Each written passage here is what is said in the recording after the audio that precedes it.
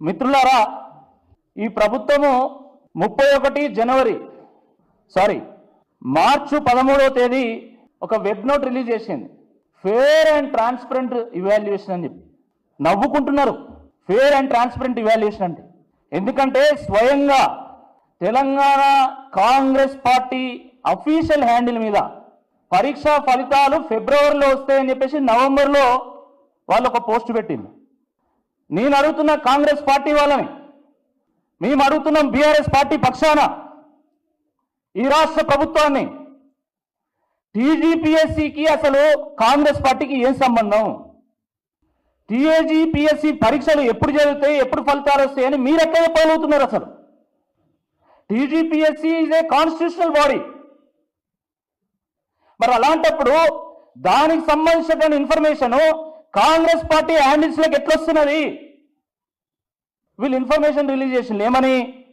Top 10లో ఇంతమంది ఓసీలు, ఇంతమంది బీసీలు, ఎస్సీ ఎస్టీలు అని, టాప్ 100లో కేటగిరీ వైజ్ ఇంతమంది ఉన్నారని చెప్పి. అంటే మీరు ఎవరిని ఫూల్స్ చేయదలుచుకున్నారు? అంటే రీకౌంటింగ్ చేయము, మేము రీకౌంటింగ్ ద్వారా ఒక్క మార్క్ కూడా పెంచము అనుకుంటే మరి రీకౌంటింగ్ పెట్టొద్దని చెప్పాల్సింది.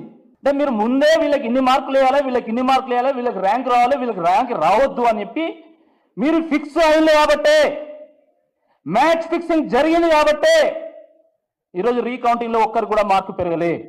ఇది కాన్ఫిడెన్షియల్ డేటానా లేకపోతే కాంగ్రెస్ పార్టీ డేటానా అని చెప్పి ఈరోజు బీఆర్ఎస్ పార్టీ పక్షాన సూటిగా ప్రశ్నిస్తున్నాం. సమాధానం చెప్పాలా? కాంగ్రెస్ పార్టీ అఫీషియల్ హ్యాండిల్లో టీజీపీఎస్సీ ఇన్ఫర్మేషన్ ఎట్లా పెడుతున్నారు? జీఆర్ఎల్ రాకముందుకే టెలిగ్రామ్లో ఇన్ఫర్మేషన్ ఎట్లొస్తున్నది? రీకౌంటింగ్ జరగకముందుకే కేటగిరీ వైజ్ ఇంతమంది ఉన్నారని మీరు ఎట్లా చెప్తున్నారు? దానికి మీరు సమాధానం చెప్పాల్సిందే. ఈ సందర్భంగా నేను అడుగుతున్నాను. యూపీఎస్సీలో వన్ టైం ఇవాల్యుయేషన్కి 80 రోజులు పడుతుందండి, 80 రోజులు. మొన్న ఏపీపీఎస్సీ 6000 పేపర్లు దిద్దడానికి 40 రోజులు పట్టింది. కానీ వీళ్ళ ఇవాల్యుయేషన్ 2 ఇవాల్యుయేషన్లు జరగడానికి 90 రోజులు పట్టిందట. దాని తర్వాత ఆ మార్కులు ఎక్కియడానికి వెబ్సైట్లో ఎక్కియడానికి 40 రోజులు పట్టిందట.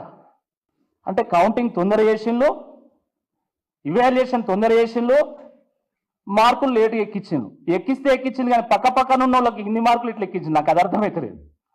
కొంచెమన్నా సోయి ఉండాలి కదా, ఇట్లా బయటపడుతుంది మొత్తం వ్యవహారం అంతా బయటకు వస్తే అనే కనీసం సోయి జ్ఞానం ఉండాలి కదా.